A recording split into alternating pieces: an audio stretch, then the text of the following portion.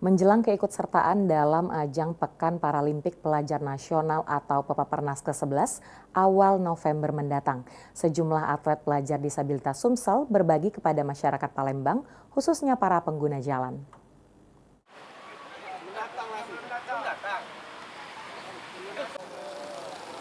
Pelaksanaan Pekan Paralimpik Pelajar Nasional atau Peparnas tahun 2025 akan digelar di awal November mendatang. Saat ini seluruh atlet yang akan turun di event nasional tersebut berjumlah 40 orang dan telah menggelar training center sejak awal tahun. Dalam ajang 2 tahun tersebut, para atlet pelajar disabilitas Sumsel menargetkan bisa menembus 6 besar dengan mengikuti 5 cabur yang dipertandingkan.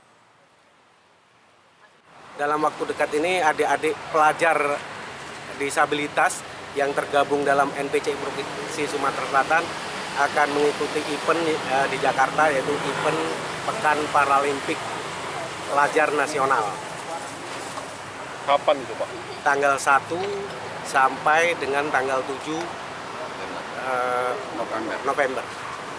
Jadi ini yang mereka ini adalah atlet yang akan turun nanti, Pak, ya? Ya, betul, atlet-atlet yang akan turun di Peparnas. Targetnya Pak di sana nanti Pak? Targetnya 6 besar lah.